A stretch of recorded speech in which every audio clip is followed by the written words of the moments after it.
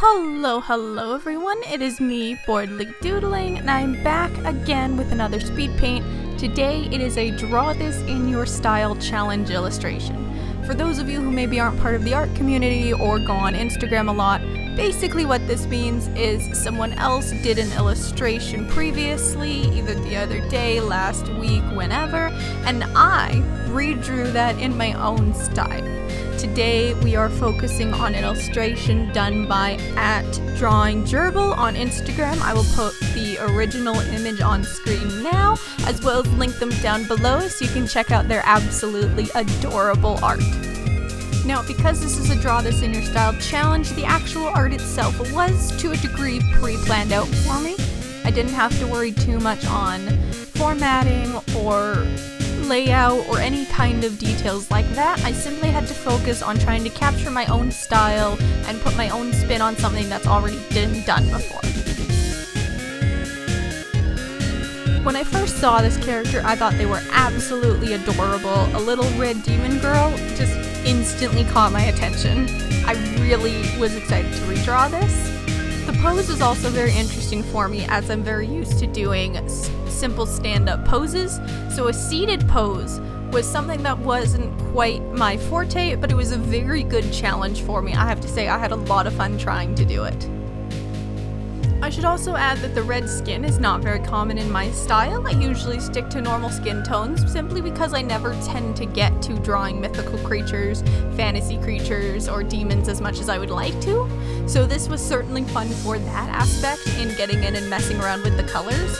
Later on in my shading, we'll see that a lot of my red shading actually has some blue-purple tones in it. I find that if you have a complementary color on an unnaturally colored skin tone for your shading, it really helps make it look rounder and fuller.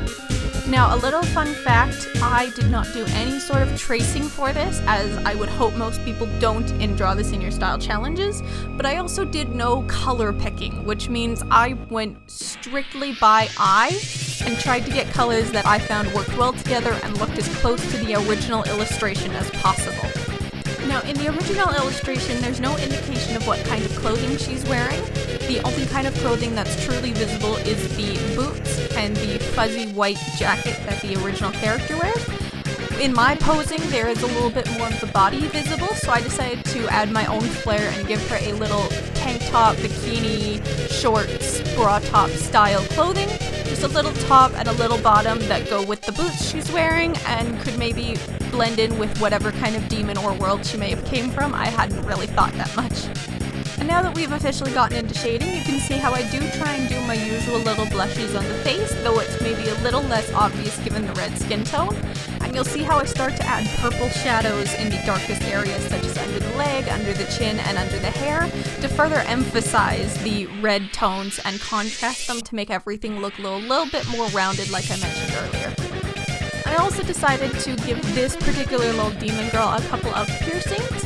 These were also not present in the original illustration, but since this is a Draw This in Your Style challenge, the whole purpose of this is to put your own spin on a character, and for me, I felt she really needed some cute little golden piercings to match her golden eyes. I have to say, it was super fun to color, and since I love contrast, having the red, white, black, and the highlight of gold around the face really felt fun and vibrant for me. Now, just as you noticed with my shading on the red skin tone, I added a similar style of shading in all of the areas of black. I put a blue overlay and a blue multiply layer so that I can deepen the shadows and use a bit of a different color on my highlights than just a single white color, which sometimes isn't very flattering, especially on an illustration that's already filled with so much color. Not to mention adding the blues ties it back in with the hair, which I wanted to be a blue-black anyway to contrast the red skin. And blue-blacks are a little bit more natural in nature in terms of hair color than just a pure black, which would in fact be more of a brown black. True black isn't something that really happens, especially in hair, and I wanted to show that with a blue-black hair color. Moving on in shading, I'm now working on the fur coat, or at least I think it's fur, some variation of a fuzzy white coat that this character is wearing. I will admit that this was the hardest part for me to do. I'm still trying to figure out how I color fuzz and how I make things look soft and fluffy without actually drawing fur. The way that I found works best for me at the moment is to basically use rounded brush and do a bunch of little dots that would be shadows and highlights of something fuzzy like sheep wool or cotton, or in this case a fuzzy jacket. I won't say it's my favorite method, but it does work for me in creating the effect I'm looking for, especially with a little bit of the airbrush technique over top of it. Lastly, I add some highlights to the jacket as well, just as I've added highlights to everything else, on her thighs, on her nose, in her eyes. I also go in and add a few small details near the end of this illustration, such as the actual whites of her eyes, a couple of loose stray strands of hair to try and make it look a little bit more realistic, and an extra touch of shading on the speech bubble with the X in it, just so that it kind of pops from the background a little bit more than it might have as a flat color illustration.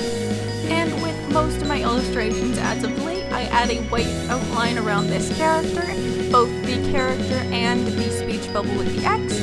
I like to take that little speech bubble and imagine that's her being really pissed off and grumpy and annoyed at whoever's bothering her. I don't know. Anyway, after I add that white outline, I go in and add a bit of a black shadow behind the character, almost like a sticker effect or a pop-out effect, because the dark red background that I put behind the character does make it a little hard to see her stand out against them, because it is very similar shades of red that wound up being used. So both between the white outline and the black shadow helping the character pop off the background, I really think that it came together quite nicely, and I'm very proud with the final. And with that, we have reached the end of yet another video. I do hope you guys enjoyed, and if you did, leave a like down below and comment what you like about this illustration, or if you like the original better, go check out @DrawingDurable down in the comments below. My own socials are down there as well, so feel free to check them out while you're there. Stay safe, everyone, and I'll see you next week. Bye!